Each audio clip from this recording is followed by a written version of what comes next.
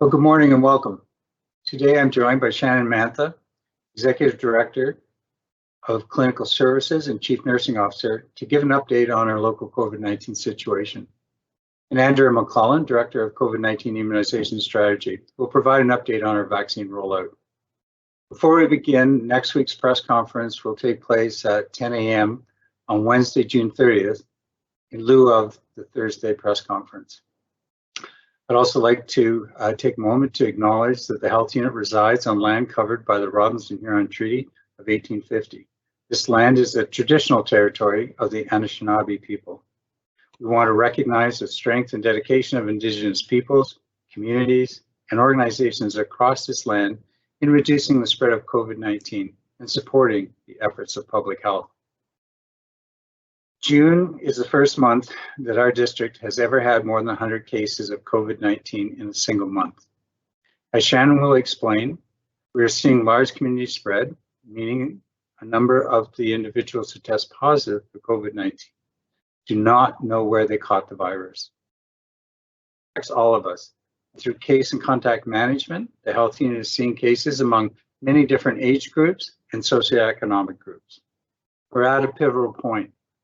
We can stop the continued spread of COVID-19 by following public health measures and being vaccinated. The current vaccines provided are safe, they're interchangeable, and are very good at protecting against severe disease, hospitalization, and death. The National Advisory Committee on Immunization stated, at this time, there is no reason to believe that mRNA vaccine series completion with a different authorized mRNA vaccine product would result in any additional safety issues or deficiency in protection, meaning it is safe and effective to receive a different brand of COVID-19 vaccine for your first and second dose. Interchanging vaccine brands is not something new. It has been common practice for years with our routine vaccines.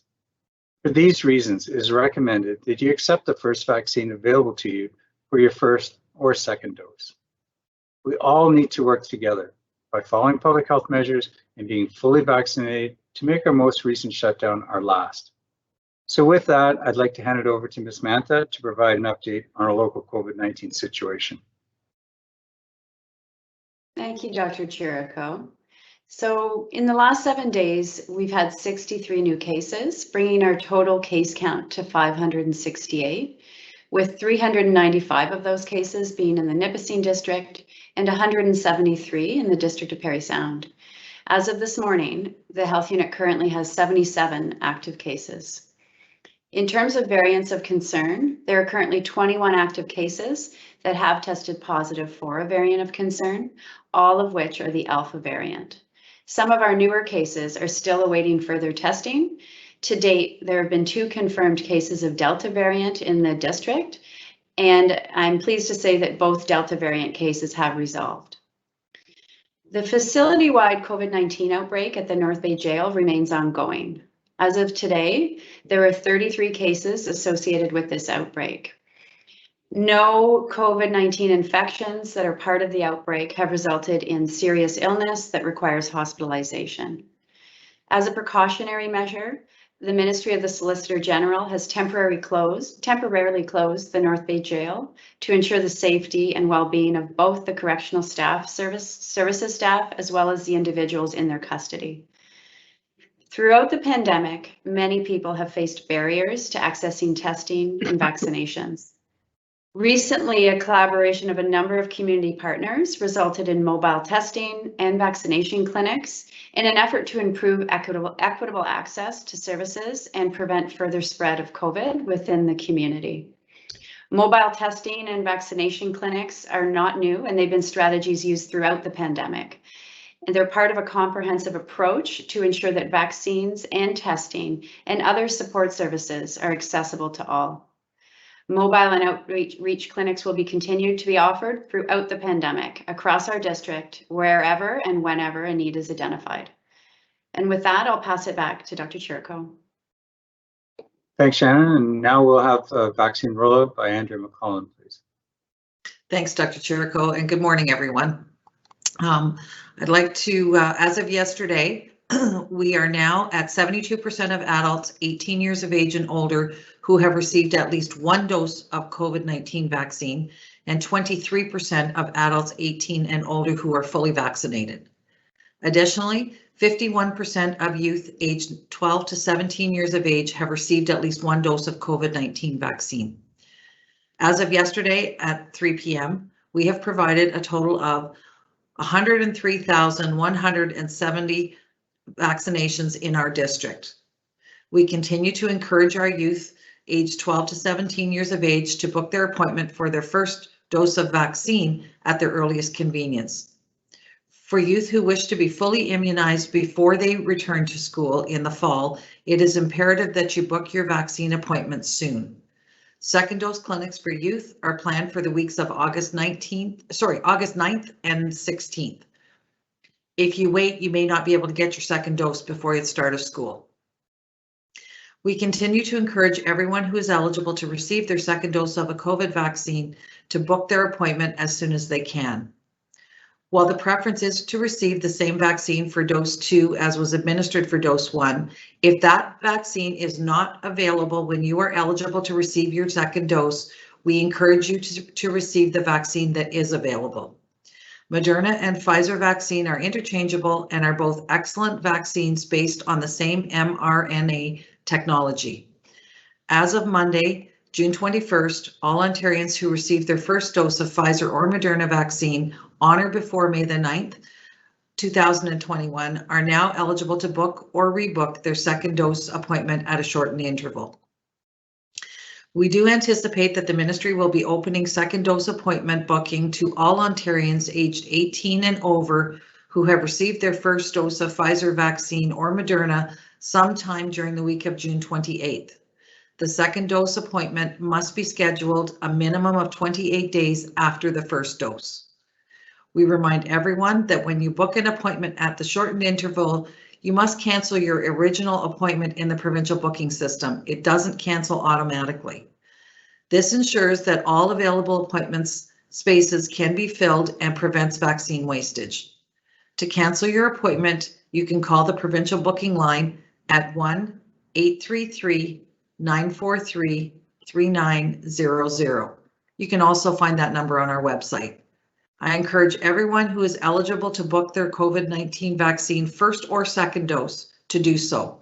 And remember, your vaccine isn't fully effective until 14 days after you've received your second dose.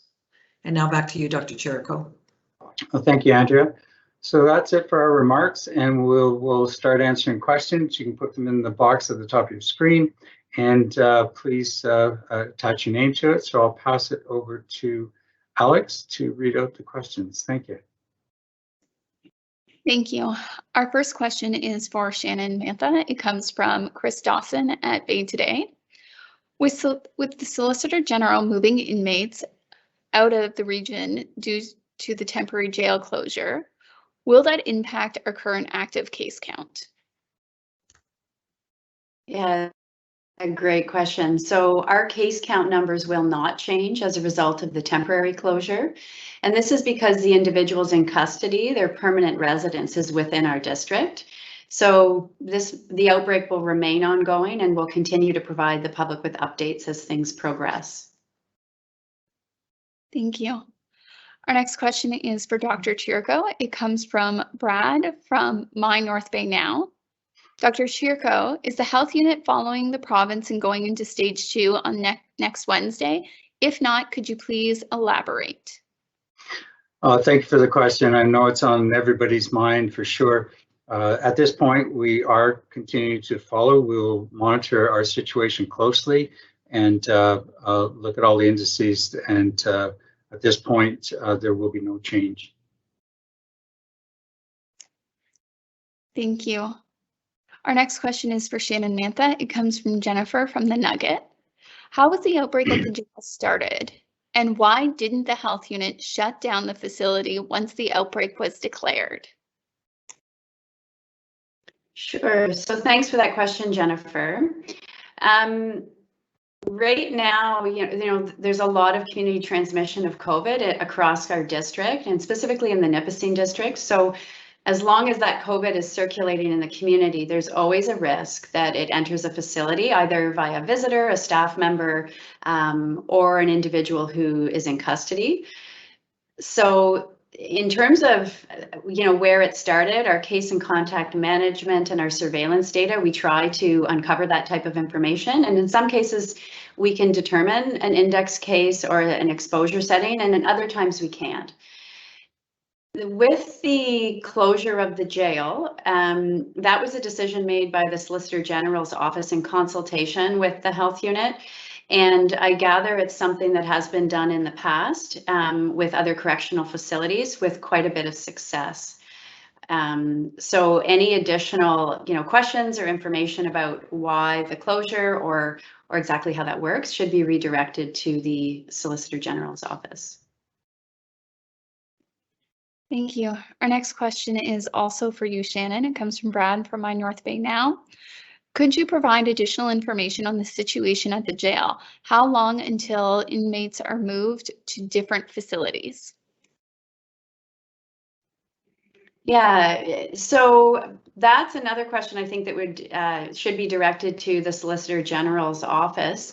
We are in daily contact with the North Bay Jail, and we're aware they're actively working on transferring individuals in custody. So, but I don't know the fine details of it. Thank you. Our next question is for Dr. Chirico. It comes from Sarah Businet from the North Star. Last night at the Board of Health meeting, the board heard that the health unit has requested $4 million from the province. Can you confirm if that is all related to COVID-19 expenses and explain the time frame those expenses were incurred? Yes, thanks for that, Sarah. It's a great question. And yeah, we've been tracking our expenses as per ministry direction since the beginning of the pandemic. And that is since last year. So yes, that's what the $4 million is for. A lot of that is pertaining to human resources and planning, and we've had to add a significant number of staff to be able to meet the demand, and so that we can do the public health work and get vaccination clinics up and running, to get contact case management done, as well as field all the calls. So there's a great deal of effort that certainly that's been put into this, and the ministry has received our up-to-date bill. Thank you. Our next question is for Shannon. It comes from Brad from My North Bay Now. Lots of talk throughout the city in regards to people experiencing homelessness and COVID-19. Could you please provide a snapshot if any cases have been reported and how many vaccination clinics have been held? Sure. So just like we don't report on individual cases, or we don't report on neighborhood specific or streets where there may be COVID cases, we wouldn't comment, for instance, if there was a case among an individual that was experiencing homelessness. So I can tell you that we're experiencing significant community spread that is more predominant in the Nipissing district. And this means people don't know where they were exposed to the virus. This is happening across the district. So it's not happening just in one area or in one group. So the on-site testing and vaccination clinics that occurred at the beginning of the week that were targeted towards individuals that are residing or visiting at an encampment in North Bay, those were done to increasing community transmission in the Nipissing district, as well as identified increased risk of exposure. And so anytime those things happen, we do offer added or enhanced testing and surveillance and vaccine. But one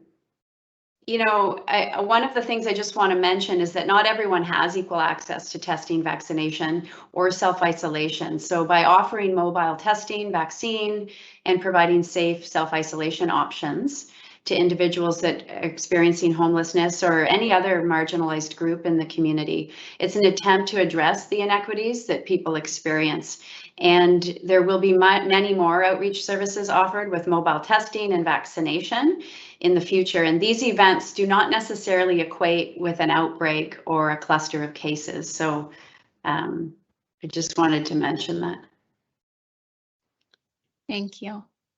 Our next question is for Dr. Chirico. It comes from Chris Dawson from Bay Today. What is your message to parents who are weary to have their children vaccinated due to the health risks such as myocarditis or pericarditis incidents connected with child COVID vaccinations? Well, thank you for that question, Chris. Important question. We continue to monitor the situation, and currently in Canada, we have not been apprised of an increase other than what would normally be expected. Many of the studies that is based on were from the United States and Israel, where they did have a signal which determined in those countries that there was an increased incidence of myocarditis, which is sort of inflammation of the heart related to those vaccines. They were found that they were more prevalent in young males, as well as the fact that they were over 95% of the cases were mild and resolved with some medication as well as rest. In Canada, there will likely be a statement, perhaps tomorrow or shortly thereafter, from the National Advisory Committee on Immunization, which will address that specific question. Right now, there has been no change in the policy and the recommendation, and we're waiting to find out what NACI is recommending. Currently, the recommendation is to continue with immunizations of those 12 and up with the Pfizer vaccine between 12 and 17 years of age. In Canada, as of June 11th, there were 53 cases that have been reported. And so those certainly are under investigation. So we'll wait to see what NACI has to say shortly. Thank you.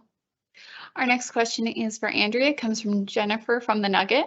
Are residents refusing a second dose of COVID-19 vaccine because the type isn't the same as the first? Thanks, Jennifer. That's a great question, and it's been on a lot of people's mind. We have had a few individuals who have been leery of taking a vaccine that's not the same as the vaccine they received for their first dose. The vast majority of individuals have taken a mix of vaccines if we have not had the vaccine available following a conversation with the staff. But the important thing for people to remember is that the vaccines are safe and efficient and effective. Both of them are mRNA technology, and both of them offer great efficacy and protection. And so we strongly encourage people to take the first vaccine that's available, whether or not that vaccine is the same as the first one that they received. Thank you. Our next question is for Shannon. It comes from Rich Kaufman at Moose FM. Of the positive cases in Nipissing, not including the jail outbreak, are we seeing a cluster of cases in certain areas, or are they spread out all over the Nipissing district? Yeah, thanks for that question. So we are seeing cases across the Nipissing district, and I'll just mention too, there are active cases in the Parry Sound district as well. And so, yes, there's cases throughout the Nipissing district for sure. Where we see increased incidence or potentially, you know, a little bit more than average number of cases, we may, you know, do outreach and targeted testing or vaccine as a mitigation strategy or prevention strategy. But I can advise you that there are cases across the district of Nipissing, which is, you know, kind of brings us to what we've urged everybody throughout the entire course of the pandemic, is that when there's community spread, and as long as COVID-19 is a reality for us, we all have to take precautions and treat people like they have COVID. So it's a very real reality. It's just keeping in mind all the public health measures and getting fully vaccinated as soon as you can. Okay, thank you. Another question for you, Shannon. It comes from Jamie from CTV News. You mentioned mobile testing will continue to be offered throughout the pandemic. Could you confirm what hours of day the mobile testing is offered and where it is offered? Yeah, so I can't confirm those details right now, and that's typically the mobile testing or any outreach testing is targeted to specific groups that may face barriers. So we work with a wide variety of community partners, including North Bay Regional Health Center, their assessment center, and many of the community agencies across the district that perform outreach or provide supportive services. So it's a collaborative effort, and many plans are underway, and many events have already occurred that weren't necessarily advertised to the general public, but definitely advertised amongst the target population that we're hoping to reach. Thank you. The next question is also for you, Shannon. It comes from Greg from your TV. Are you able to give us a number of how many of the current active cases or recently resolved have been vaccinated? I can help you out with that one. I don't have that data. I don't know, Dr. Chirico, if you might, but I don't have that. That's an excellent question, one that we asked and looked into. And it's as of June 21st, with the number of cases that we saw, about 74% of those cases were not vaccinated. And so we certainly recognize that that is an issue. Again, as to what we've been saying and what Shannon has explained too, that in the short term, we have to follow public health measures to get this under control. And we're stepping up our efforts to get even more people vaccinated, as Andrea has explained what our numbers are now. So you will be seeing more spots available, more clinics coming up, and we urge people to get their first and second doses as soon as possible, because we do know that you're much more vulnerable. And what is really incredible is, when you think back that, a year and a half ago, we didn't even have any vaccines whatsoever. And they have been shown to be very effective at reducing hospitalizations, at reducing severe disease and death. So we just have a tremendous tool that everybody should really consider getting, and as soon as possible. Thank you. This question is also for you, Dr. Chirico. It comes from Rich Kaufman from Moose FM. Other jurisdictions are reporting people leaving clinics if the mRNA vaccine they received as their first dose is not available for their second dose. Can you reiterate the health unit's messaging around mixing vaccines? Yes, thank you for that and for raising it, because that is a really important point and ties into everything that we've been saying. So thank you. The evidence is showing that they are interchangeable, and we do it regularly for years with other types of vaccines that we regularly give. So the interchangeability of the mRNA vaccines are very safe, and they're very effective. So we really encourage people that when you come to the clinics to accept the vaccine, we'll be more than happy to answer your questions. If you have them, write them down before you come. We'll address them. But the evidence is showing that it is recommended that you do get the vaccine that is available to you. We have this Delta variant that is much more transmissible, and it has a severity that is rated at moderate severity of illness. So we want people to be protected in the long term. And the more people that we can get protected as soon as possible, the quicker that we can get back to a more normal life that we were used to. So we encourage people to get the vaccine available to them. Thank you. Our next question is for Shannon. Sorry. It comes from Greg from your TV. Numerous media outlets got calls from residents at the Edgewater apartments regarding an outbreak. We were told there wasn't one. Any reason for this confusion?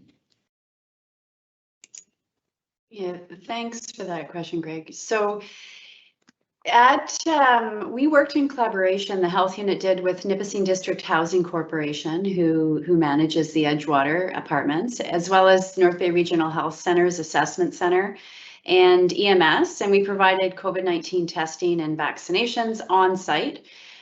These were offered to residents at the Edgewater apartments late last week. This was done because we did identify a higher risk of exposure for residents in the building.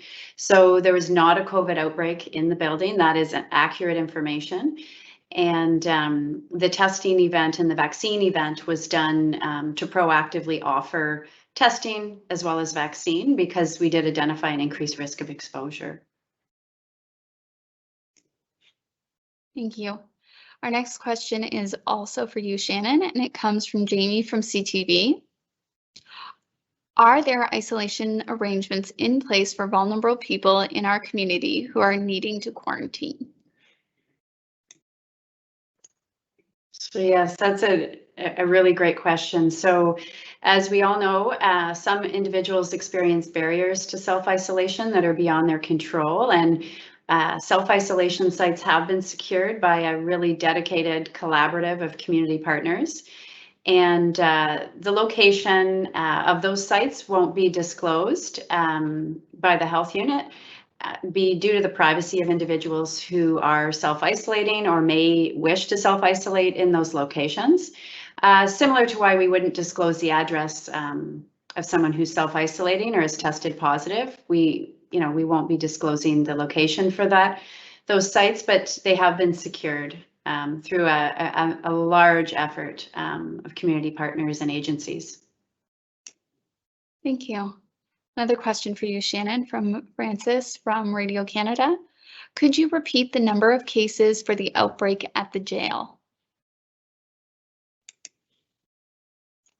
Sure. So there's 33 cases as of this morning with that outbreak. So 33 cases. Our next question is for Dr. Chirico. It comes from Chris Dawson from Bay Today. Do you feel, due to vaccinations, that potential in-class learning will be different between the elementary level and the secondary level, so 12 to 17 age groups, who will be possibly completely vaccinated? How is the health unit approaching this with the school boards? Well, that certainly is a concern for many parents and all of us. What's it going to look like in the fall? We're working closely with the school boards and the ministry, and it hasn't been determined exactly what it will look like, but the immediate plan is to get as many of that age group vaccinated as possible. And given the ever-changing pandemic and the virus and the variants of concern, we have to assess the situation closer to when they're going to be going back to school to be able to really determine what we would recommend, and as far as loosening of any restrictions that would occur. So we have to just kind of follow it as it evolves. Thank you. Now, Dr. Chirico, this question is also for you. It comes from Tom from Radio Works Parry Sound. How much of a concern is there over the Delta strain in the North Bay Parry Sound Health Unit region? It is very concerning, and I'm glad you raised that. As we've mentioned before, we know that the Delta variant is more transmissible. We know that certainly the vaccines that we have available are very effective against the Delta strain, especially after 2 doses. And so that's why we certainly are encouraging people to get vaccinated. I think the learning from other health units with the Delta variant is that it can spread quickly. You need to follow public health measures to prevent the spread, as well as getting vaccinated, and that it can change quickly. So we can't get complacent. We have to be vigilant, and it's not over yet. I wish it were, but it isn't, and we have to deal with what's in front of us. So people need to remain concerned about the Delta variant, and that take the precautions that you need to take.